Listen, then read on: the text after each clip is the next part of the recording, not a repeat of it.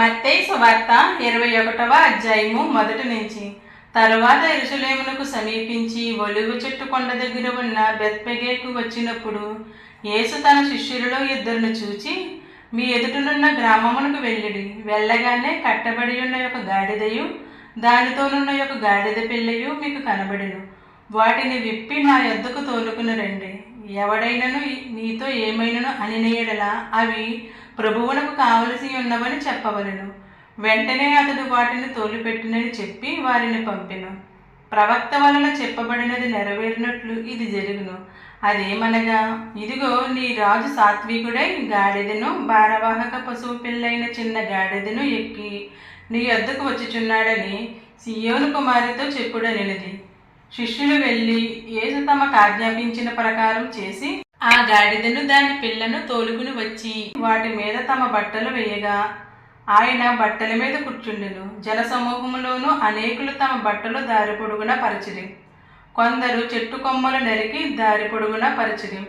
జనసమూహములలో ఆయనకు ముందు వెళ్ళుచుండిన వారును వెనక వచ్చిచుండిన వారును, దావీదు కుమారునికి జయము, ప్రభువు పేరట వచ్చివాడు స్తుతింపబడునుగాక, సర్వోన్నతమైన స్థలములలో జయము అని కేకలు వేయుచుండిరి.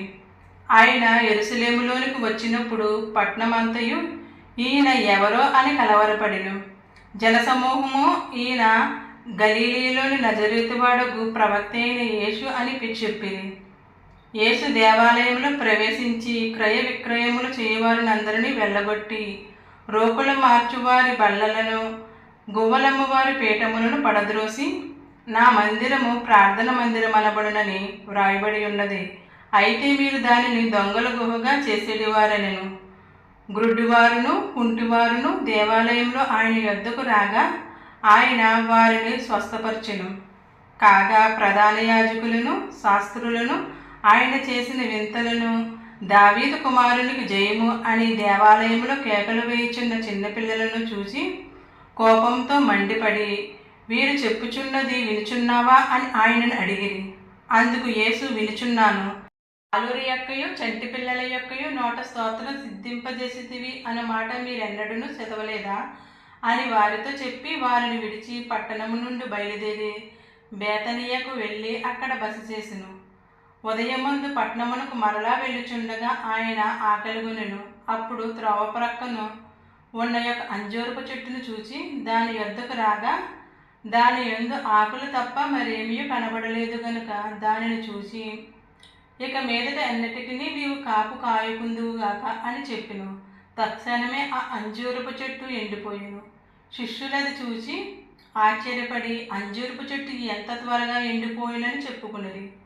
అందుకు యేసు, మీరు విశ్వాసము కలిగి సందేహపడకుండిన యెడల ఈ అంజూరపు చెట్టునకు జరిగిన దానిని చేయుట మాత్రమే కాదు, ఈ కొండను చూచి నువ్వు ఎత్తబడి సముద్రములో పడవేయబడుదువుగాక అని చెప్పిన యెడల అలాగూ జరుగునని మీతో నిశ్చయముగా చెప్పుచున్నాను. మరియు మీరు ప్రార్థన చేయనప్పుడు వేటిని అడుగుదరో అవి దొరికినవని నమ్మిన యెడల మీరు వాటినన్నిటిని పొందుదరని వారితో చెప్పెను. ఆయన దేవాలయంలోనికి వచ్చి బోధించుచుండగా ప్రధాన యాజకులను ప్రజల పెద్దలను ఆయన యొద్దకు వచ్చి, ఏ అధికారం వలన నీవు ఈ కార్యములు చేయుచున్నావు? ఈ అధికారం ఎవడు నీకు ఇచ్చినని అడుగగా యేసు, నేనును మిమ్మును ఒక మాట అడుగుదును, అది మీరు నాతో చెప్పిన యెడల నేనును ఏ అధికారం వలన ఈ కార్యములు చేయుచున్నానో అది మీతో చెప్పుదును. యోహాను ఇచ్చిన బాప్తిస్మము ఎక్కడ నుండి కలిగినది? పరలోకం నుండి కలిగినదా, మనుషులలో నుండి కలిగినదా అని వారిని అడిగెను. వారు, మనము పరలోకము నుండి అని చెప్పితిమా?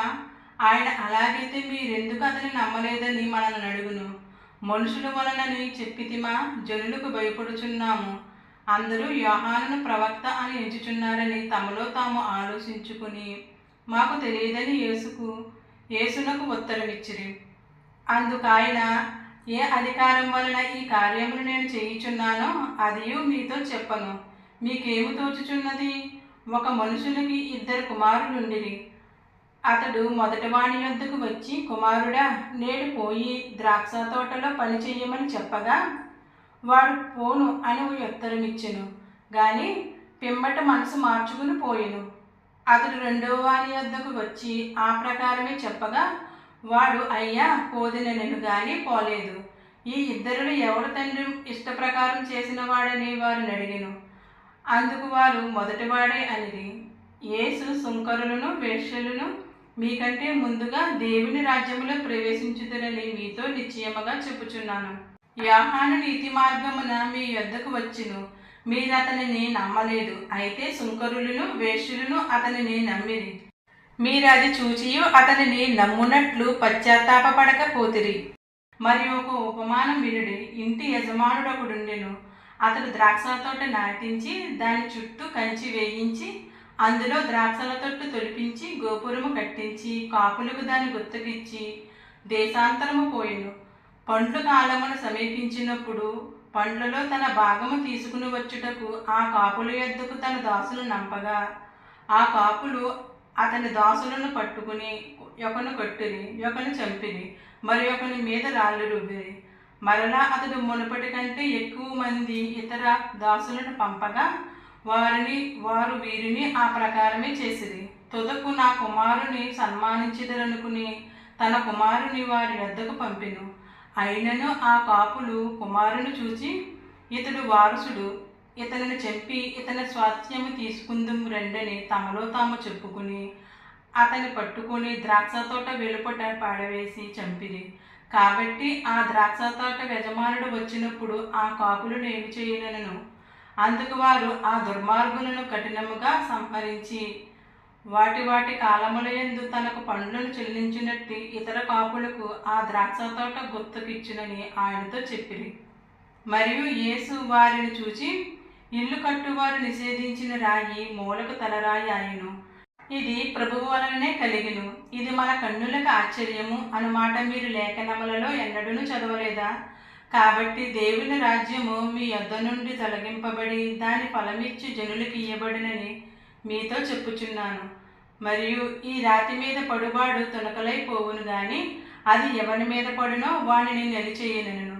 ప్రధాన యాజకులను పరిసయ్యులను ఆయన చెప్పిన ఉపమానములను విని తమ్మును గూర్చియే చెప్పునని గ్రహించి ఆయనను పట్టుకున్న సమయం చూచుచుండిరి గాని జనులందరూ ఆయనను ప్రవక్తయని ఎంచిరి గనుక వారికి భయపడిరి.